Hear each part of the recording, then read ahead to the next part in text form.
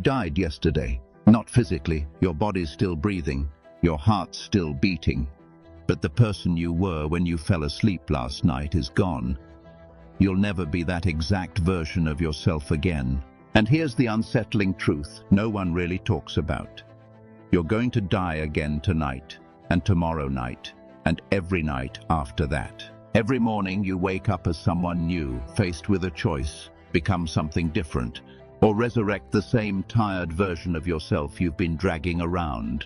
Right now, there are two versions of you fighting for control. One is the distracted, reactive self, scrolling, comparing, chasing validation, living on everyone else's terms. The other is powerful, grounded, unshakable. A version of you so far beyond your current imagination, it almost feels unreal. The winner? It's always the one you feed first thing in the morning. I learned that at 3 in the morning on what felt like the lowest night of my life. I was broke, alone, and convinced I was done. But lying there in the dark, I came across something Marcus Aurelius wrote in his private journal, words he never intended anyone else to see. Confine yourself to the present. Just 3 words, but inside them was a truth so strong it could shake empires. The present moment is the only place where you actually hold godlike power. Not tomorrow, not later, only now. The Stoics figured this out 2,000 years ago. Modern neuroscience is just catching up. Your first thoughts in the morning don't just set the tone for your day, they rewire your brain. Every thought you repeat becomes a neural pathway, and every habit of thought becomes a highway. Most people are paving highways to their own destruction. But you don't have to be one of them. Not anymore. What I'm about to share with you isn't just a set of motivational phrases. They're tools. Each one is meant to slice through layers of fear, weakness, and false identity that have been holding you back. But before we start, I need to know you're serious. If you're ready to bury the old version of yourself, show it. Like this video, not out of habit, but as a declaration that you're done being who you were. Subscribe, because real transformation doesn't happen halfway. Comment "Reborn" if you're ready to meet the version of you your enemies fear and your future self will thank. Share this with someone who's ready to wake up. And don't skip ahead. Every word builds the foundation of your new identity. Your funeral was yesterday. Your birth starts now. Let's begin. Number 1. Today, I bury my excuses. Listen closely. Every time that little voice in your head whispers, "This doesn't apply to me," that voice is your enemy. It's quiet, it's sly, and it's stealing your future. Right here, right now, it dies. Let it live, and it will strangle your potential long before the grave ever has a chance. The line between those who rise and those who stagnate isn't talent, luck, or circumstance. It's this. Those who rise hold funerals every morning. They walk into the cemetery of their mind and bury their excuses with their own hands. Meanwhile, the stuck clutch their excuses like blankets, rocking themselves back to sleep while life passes by. Look honestly at yourself. You're carrying a graveyard of dead dreams, each tombstone crafted by your own hands. I'd start that business, but I don't have enough money. Another tombstone. I'd leave this toxic relationship, but what if I end up alone? Another burial. I'd follow that passion, but what if I fail? Another one.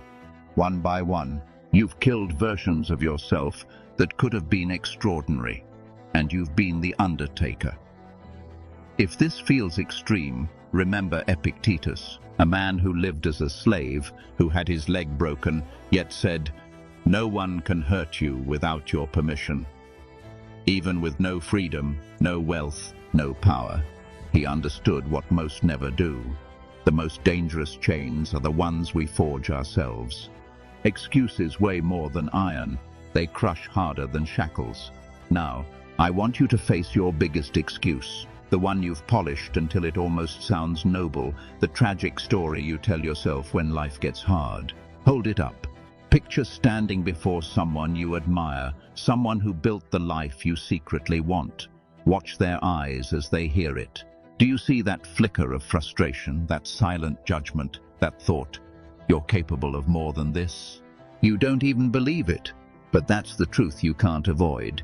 Every excuse is a permission slip for mediocrity, a surrender flag you raised without a fight. So tomorrow morning, before your feet hit the floor, before your phone is even in your hand, say the words that will split you in two. Say them like your life depends on it, because it does. Today, I bury my excuses. Say it with fire, with conviction, because the person you are becoming has no use for excuses. They live only for results. Number 2, I am already dead. Close your eyes for a moment. Picture yourself lying in a coffin, the lid shut tight. You can hear voices above you, your family, your friends, your co-workers, speaking about your life. What would they say? Now open your eyes. That image wasn't meant to be morbid, it's freedom. Because the instant you truly grasp that you will die, not someday in the distant future, but possibly today, everything about the way you live begins to change. Think about that thing you're afraid to do, the conversation you keep putting off, the dream you've delayed until someday. Your corpse doesn't care about your fears. The dead don't worry about embarrassment or failure. Marcus Aurelius, who could have drowned in luxury, began his mornings reflecting on his own mortality. He wrote, "It is not death that a man should fear, but never beginning to live."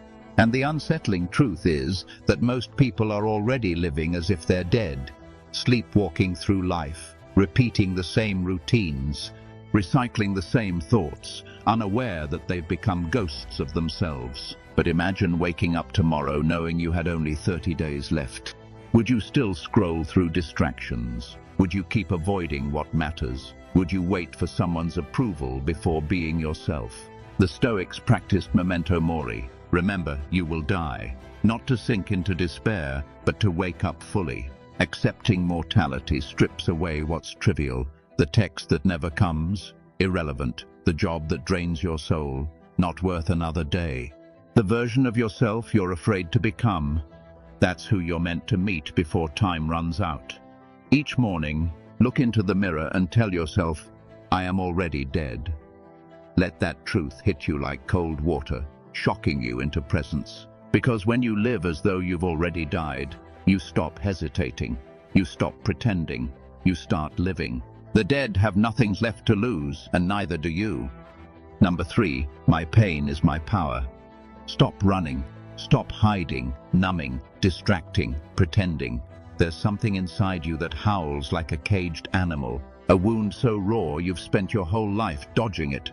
You mask it with smiles, drown it in work, try to silence it with noise, but it never disappears. It waits, lurking in the shadows, demanding to be faced. You've carried it so long it's become part of you, stitched into your identity, and every time someone tells you to let it go or move on, it twists deeper. They don't understand.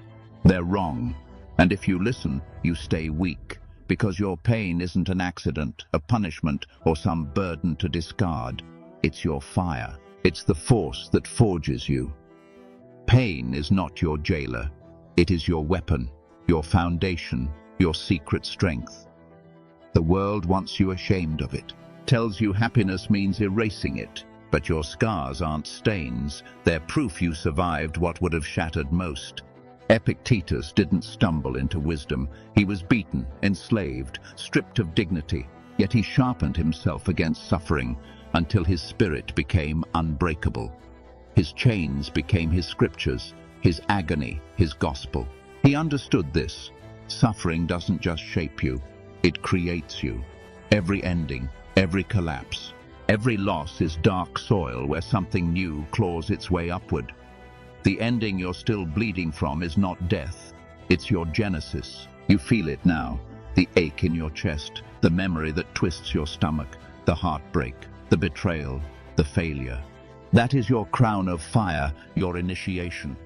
The thing you thought was a curse is your untouchable power. When you stop running from pain and run with it, you stop being prey. You become a predator. Broken things, when reforged, are unbreakable. Your depression taught you empathy. Your betrayal taught precision. Your failures taught resilience. Your rejection taught independence. Tomorrow, stand in front of the mirror and declare it like a war cry. My pain is my power. Stop hiding the wounds. Stop apologizing for the scars. They are proof you survived, proof you endured, proof you can rise sharper, harder, alive. The ones who can change the world aren't untouched. They are the ones who bled, broke, burned, and came back unbreakable. Your pain is not your downfall. It is your resurrection. It is your crown. And if you wield it, nothing can stop you. Number 4, I choose my own prison. You think you're free. You tell yourself you make your own choices, that you live life on your terms. But the truth is harsher. You're sitting in a prison, and the most frightening part is, you built it yourself. You are the warden, holding the keys, choosing to stay locked up every day. Your bars are invisible, forged from other people's opinions. Your ceiling is made of your own limiting beliefs. Fear of judgment forms the walls, and the floor is paved with excuses you've polished so well you don't even notice them anymore. Seneca, one of the wealthiest and most powerful men in Rome, warned that every new beginning comes from some other beginning's end. He understood that freedom starts with the brutal honesty of admitting you're trapped. Think about your daily routine. You wake up and immediately check what everyone else is doing, dress to impress people you don't even like. Work at a job that slowly drains your soul because it's responsible. Stay in relationships that deplete you out of fear of being alone. Silence your dreams because someone once told you they were unrealistic. Every day, you walk into this prison, lock the door behind you, and toss the key away. But here's the twist. If you chose to build this prison, you also hold the power to choose your freedom. Marcus Aurelius, who had more external power than anyone could imagine, spent his private moments mastering the one domain no one can touch, the mind. Your mind is the only territory that belongs to you completely. No one can occupy it without your permission. No one can think your thoughts for you. No one can dictate the version of yourself you should be. Tomorrow morning, before your phone, before the mask, look yourself in the eyes and declare, I choose my own prison, and today I choose freedom. The moment you see that you've been your own captor is the moment you see you've always had the keys. Stop asking permission to be yourself. Stop waiting for validation. Stop chaining yourself with thoughts that serve no one. The door was never locked. You just forgot to try the handle. Number 5. I am the author of my own story. Stop for a moment and look around you. Everything you see, your room, your life, your circumstances, this is just a chapter in your story. Chapter 25, 40, 60. Whatever it is, ask yourself this. If someone picked up the book of your life right now, would they keep reading? Or would they close it because the main character, you, has become predictable, stuck in the same plot for years? For too long, you've been living like a side character in someone else's story, following their script, obeying their rules, waiting for someone else to write your ending. Wake up. You're not a supporting role, you're not a victim, and you're certainly not waiting for rescue. You are the author. Marcus Aurelius, who literally ruled an empire, wrote, "Adapt yourself to the life you've been given, but love the people with whom you share it." He knew something vital. You may not control the genre, comedy, tragedy, adventure, but you control how your character responds to every twist and turn. Think about the story you've been telling yourself. I can't change because, I'm stuck because, I'll never be happy because. Those aren't truths, they're just sloppy writing. What if tomorrow you began a different story? What if your character became brave instead of fearful, decisive instead of doubtful, authentic instead of apologetic? What if you stopped waiting for life to happen and started making it happen? Every morning is a blank page. Every choice, a plot twist. Every challenge builds character. Every setback sets the stage for a comeback. Tomorrow, before you slip back into the old routine, grab a pen, real or metaphorical, and declare, "I am the author of my own story." Because the beauty of being the author is that no matter how dark this chapter feels, you get to write the next one, and the best stories always have unexpected endings. You came here one person, you're leaving another. These 5 truths aren't just ideas, they're keys to unlock the prison you didn't even know you were in. Weapons to fight battles you've been losing your entire life. Declarations of independence from everything controlling your inner world. But here's the catch. Knowledge without action is just entertainment. Tomorrow morning, your old self will try to rise, reach for the phone, slip back into the same patterns, repeat the same thoughts. That's when you find out who you really are. Will you be the person who watched this, felt a spark, then went back to sleep? Or the one who wakes up and declares war on mediocrity? Like, if this stirred something inside you, share it with someone who needs it. Subscribe, because your transformation is just beginning. Comment with the statement that hit hardest. Your old story ends tonight. Your new chapter starts at dawn. The question is, who will you choose to be?